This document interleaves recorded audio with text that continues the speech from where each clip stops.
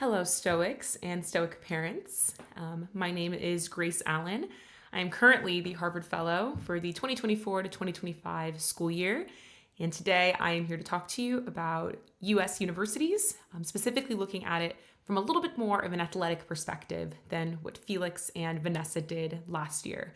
They have a really comprehensive slideshow that walks through a lot of the intricacies of the Common Application, our university application service, as well as things to keep in mind when applying to United States universities. I'll go through some of those myself, but also include my own experience being a recruited athlete. So here's the overview of how we're going to progress. I'll start off with an overview of the US college system, compare it to the UK system.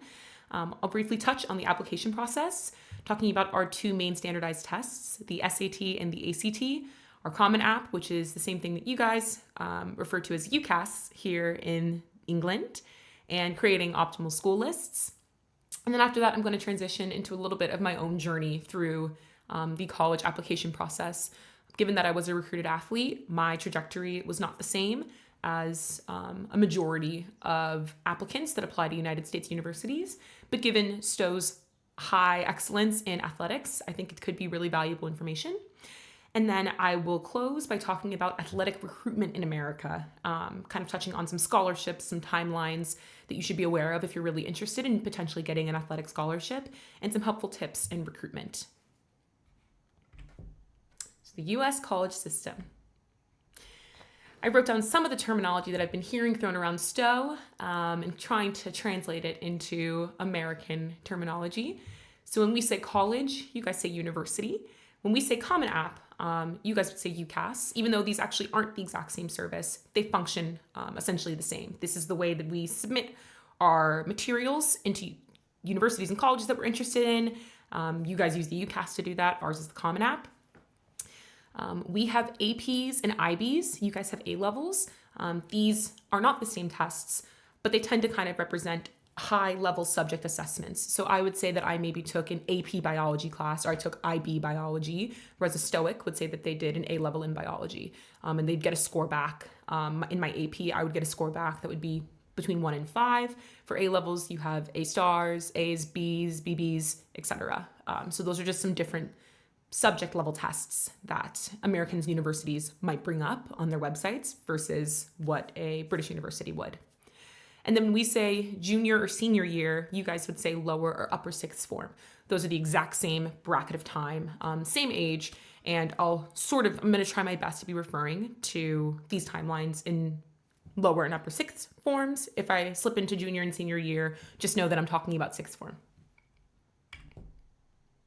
Some of the US only terms to know, since these come up really frequently on websites, I just kind of wanted to give some brief definitions. So majors, these are fields of study that an applicant can go into. American universities have a really, really wide range in terms of what is offered. And there are going to be some majors that are only offered at some universities versus others. Smaller universities aren't going to have as many resources as larger universities. Larger universities might not have as many specialized programs as smaller universities. You can major in essentially anything in an American college and go into almost any field. It is not directly related with your employment path. It can be, but it doesn't need to be. When we say early decision or early action, there is an alternate path that you can use to apply to American colleges, known as early decision or early action programs. This basically restricts you to applying to one school if you're doing early decision, or a handful of schools if you're doing early action. You submit before the regular decision deadline, which tends to be in December.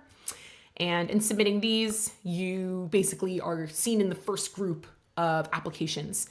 So you get your decision back earlier than other students do. The downside of this is that you are only able to apply to a handful of these schools. So if you don't hear back from your early decision school, then you have to submit all your other applications to all other American colleges. So it's a little bit of a go for broke strategy. Safety, target, and reach schools. I believe that this is probably touched on in a lot of the counseling services that are provided here at Stowe. But these are used to describe the likelihood of you getting into a school, and they really go hand in hand with creating an optimal school list. So a safety school is a school that I might put on my list because my academics kind of almost overqualify me for that school. I'd be considered a somewhat high achiever if I went to that school. I have a much higher chance of admission. Target school is a school where my academics line up exactly with the academics of their average student. I'd be a great fit. I'd be right in the middle of the pack. And a reach school is a school that might be slightly above my pay grade in terms of academics, but I apply in the hopes that a university might take a chance on me. Minors, they sort of relate to majors. This is a smaller secondary degree that you can earn alongside a major. Some people do it in a related field, so someone might have a business major and an economics minor, or if you're like me, you can do a biology major and a theater minor. They don't have to correlate whatsoever. And then the SAT and ACT, those are two standardized tests that are required for most US colleges. There are some schools that are test optional. I think it is best practice to go ahead and still take the tests to give yourself access to every single type of school that you might want to apply to. So some benefits of the US college system and why somebody in England might be interested in potentially applying across the pond. We have a 4-year program, so the standard length of a United States bachelor's degree is 4 years, which is not the same here. A 4-year program gives you some more time to delve into the subject that you're really interested in, and it also lends itself to a little bit of a more relaxed pace of study, not quite as quick as it is here in England, which leads right into flexible studies.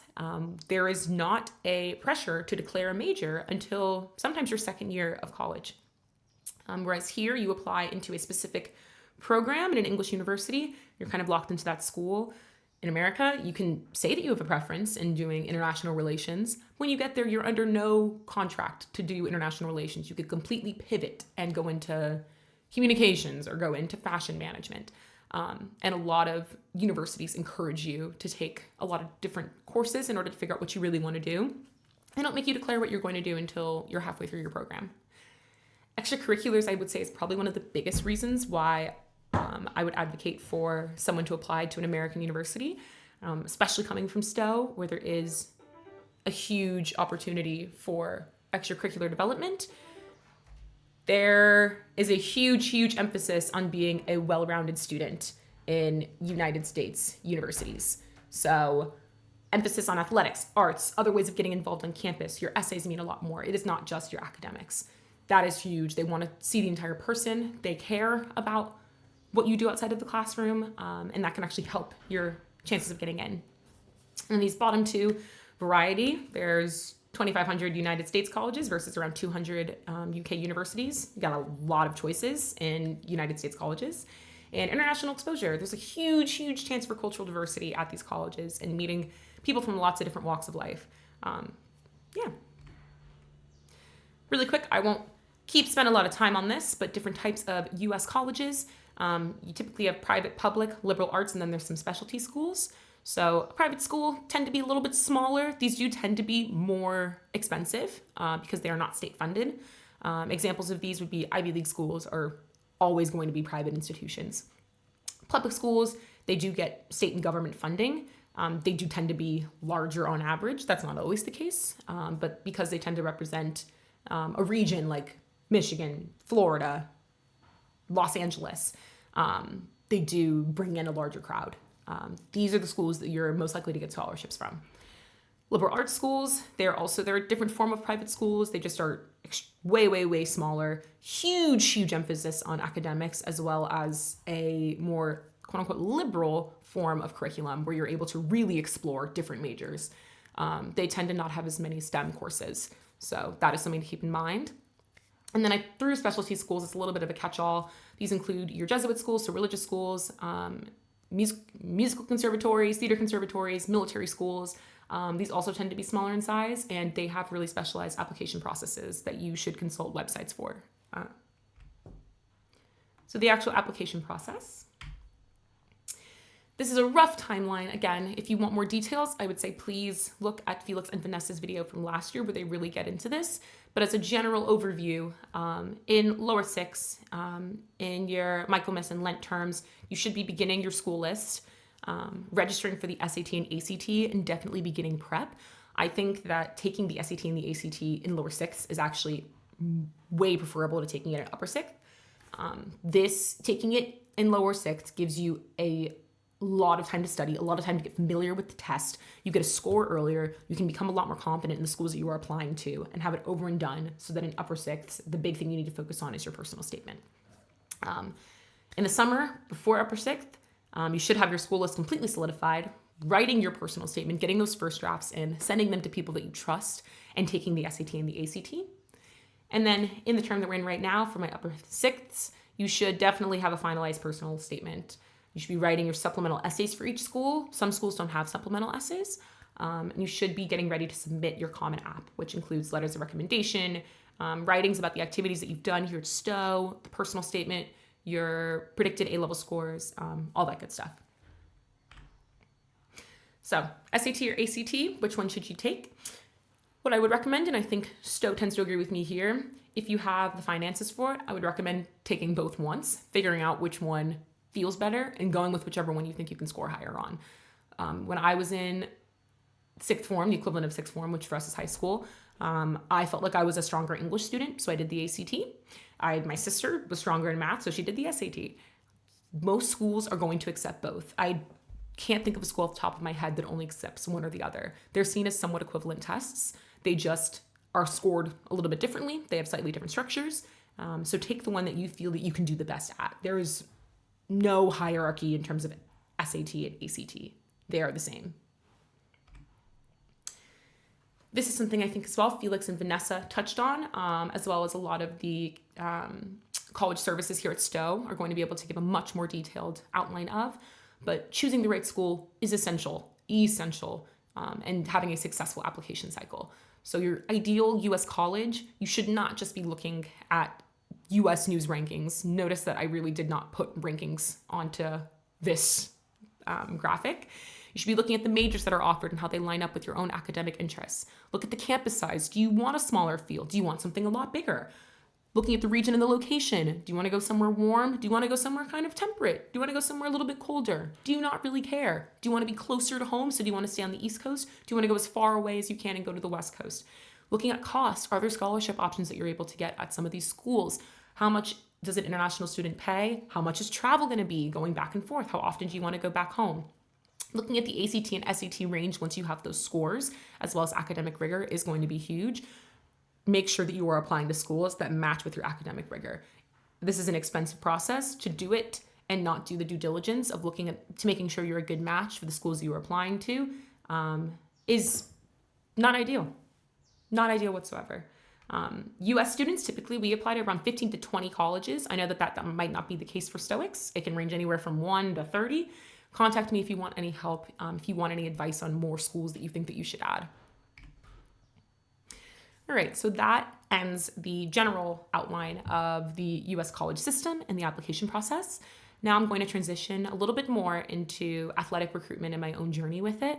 I'm one of the only Harvard Fellows who's been a recruited athlete here for a while, so I feel really knowledgeable discussing this part. So a little bit about me. I graduated from Harvard in May of 2024 with a degree in human evolutionary biology and a minor in theater, dance, and media, which two very different degrees. That's what you can do in America. There is no restriction on what you need to major or minor in. I was a recruited athlete for the Harvard Division I women's volleyball team. So that's my picture of me graduating and then a picture of me mid-game. So for my recruitment journey, I started playing volleyball in the equivalent of third form, and early on kind of realized I was interested in potentially looking at universities to play at. So I started off by looking at my own academic profile as a fourth former and figuring out the ideal schools that I would want to attend in a couple years were going to be higher academic. I really cared about academics. That was more important to me than even athletic caliber. I wanted something that was small to medium size, that felt comfortable to me, that felt similar to where I'd gone to secondary school. And I didn't care what division I went to. I was fine going to a Division I, Division II, Division III school. And I'll get into divisions in a little bit. I threw my ACT in there as well. That is the equivalent of about a 1410 on the SAT. That is what I had. I took the ACT in fifth form. So I took it early in order to figure out where my score might fall in. And that was a score that I ended up sending off to schools. So I initiated the process at the end of fourth form. This on the left is an example of an email that I sent. I think I sent this, at the end of 4th or 5th form to my Harvard coaches. Gave them a update of my scores, update of my academics, update of my athletic competition season.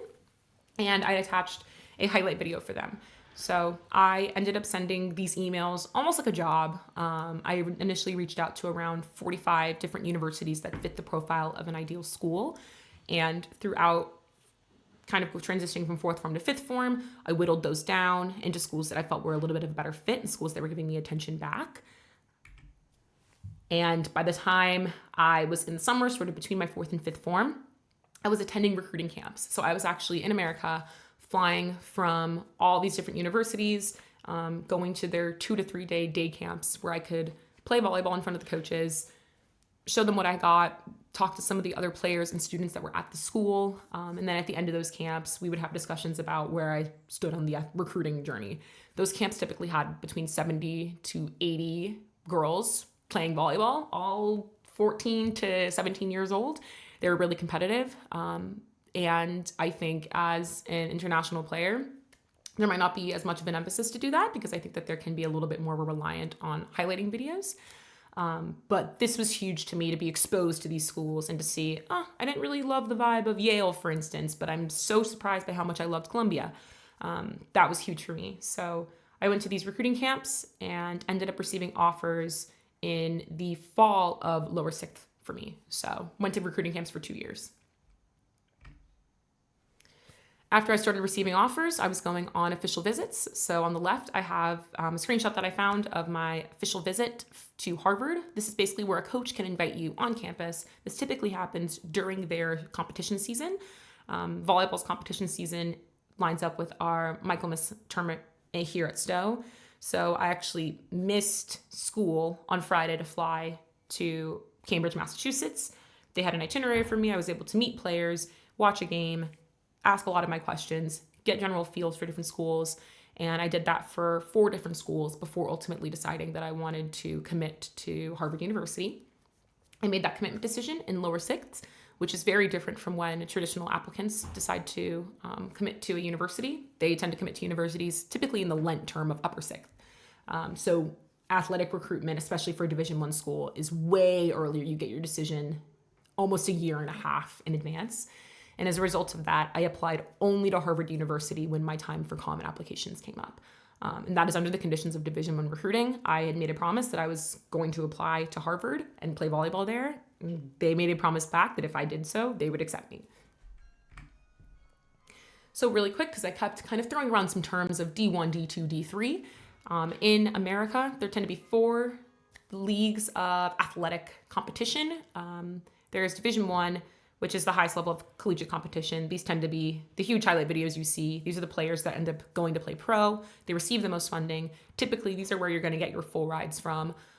Early recruitment, so beginning to contact these coaches, probably no later than 5th form, is super essential. It could depend depending on the sport, but these are the most competitive schools in order to get offers at. Division II, next division down. Typically, you're going to see more partial tuition scholarships at Division II schools. They tend to be a little bit on the smaller side. They can have more niche sports sometimes. It's not a archetype necessarily. Typically, you don't have to be quite as early as you do with Division I recruitment, but typically being earlier is better for Division II schools because some of them can get quite competitive. Division III, next level down. Typically, it's going to be a little bit rare to get scholarships at the Division III level. These schools don't have as strong of an emphasis on athletics. So some of the really high academic schools that I was looking at were Division III because all their money was funded into libraries and it wasn't necessarily able to be allocated into their athletic teams. And that was something I was okay with, even though I ended up going to a Division I school. So Division III schools, typically they'll reserve you a spot if you end up committing to their school, but you do still need to go through the regular college application process. And then NAI schools, I think for international students, this might not be the biggest priority. These tend to be junior colleges, so 2-year programs that are gateways into 4-year bachelor programs. There are typically a lot of scholarships available, but a lot of the people will go to these schools with the intention to be fed into a Division I program. So you end up being in school for a little bit of a longer time. A lot of people, I think, will use NAIA if they're really interested in playing professionally. So as I've been kind of throwing around a lot of different timelines, this is an example of an athletic recruiting timeline that a Stoic might be able to follow. This is a sample. It's going to depend so much on sport, division, school, athletic ability. Things could have changed. There are NCAA rules in terms of when a coach is able to actually reach out to you. It being international, there's going to be time zone differences. Coaches aren't going to be able to come and physically see you quite as often from America as they are with the American athletes that you're competing against. So a lot of these things really do differ. And I would consult your sports coaches to make sure that you are lining up with what has worked with previous Stoics in the past. But an example is you can decide to initiate recruiting in fifth form, research the division that you think is the best fit that aligns with your athletic ability and what you want out of a university. Follow the school list advice. That still tracks depending on where you want to go to school. All the cost, location, size, all those things still matter when it comes to athletic recruiting. You just have the added element of team culture, competitiveness within a league. Like, is this a school that wins a lot? How often do they practice? Do they do morning practices? How often am I going to be traveling? What are my scholarship opportunities? In lower sixths, I would say you should begin to contact your college coaches to express interest. You should be developing highlight videos, so videos of competition that they can see so they can assess for themselves if you're a good fit for their team. And I would rope in your Stowe coaches for support here, for sure. In lower sixths, in the Lent and summer terms, you should really begin to narrow down your options. So definitely on Easter holidays or summer holidays, I would say you should try your best to get out to America and arrange some college visits to see the schools before you actually make your decisions. Compare your scholarship offers. Take the ACT and SAT. You will still need to take these standardized tests even if you go through the athletic recruiting process. Coaches typically will give you a range of scores that they want you to aim for. That might be different than what's on the school's website. You need to be in huge communication with them. And of course, maintain your athletic ability during that time. And then finally, in upper sixth, commit and apply to a school. So make your final decision, and then you will only be applying to that school, which makes the application process so much easier and way less stress-free. Because you're applying to a school that you're pretty sure you're going to get into. I just wanted to include some keynotes in college recruiting that really helped me be successful. Recruiting videos are huge, huge, huge, huge. Creating a 2 to 3 minute highlight of your best moments is the number one way to market yourself to schools. It is an attention grabber. Start with your best clips first. It really can show that you are as good as your stats say that you are, and as good as your coaches are saying that you are. Schools, they have to see it to believe it. And making sure you have a well-crafted highlight video is one of the number one ways to get responses back from coaches. Contact coaches, doing your research before you reach out. Don't just copy paste a bunch of different email addresses and send them out willy-nilly. Really make sure that the schools that you are contacting are ones that you could see yourself playing on a team as. Utilize the connections you have here at Stowe. You have an amazing faculty here who can support you, and be really prompt and formal. Finally, virtual visits and calls. Make sure that you set aside time for coaches to talk to you to figure out if you're a personality fit for the school, and for you to see if that coach is going to be compatible with you. If you are someone who needs a coach who is a little bit more rigid and a little bit more structured, and you sit and you're talking on the phone with a coach who seems to be more lax, open practice scheme, that might not be the best fit for you. And it's important for you to know that before you make that final decision to commit. Thank you so much for paying attention. I will be also recording a episode of a podcast that a sixth form Stoic hosts that I think will get into this a little bit less formally. But if you have any questions, my email is listed on the slide, as well as my phone number. It is a US phone number, but I do have WhatsApp. And I'd love to hear from you if you have any more questions at all. Thank you so much.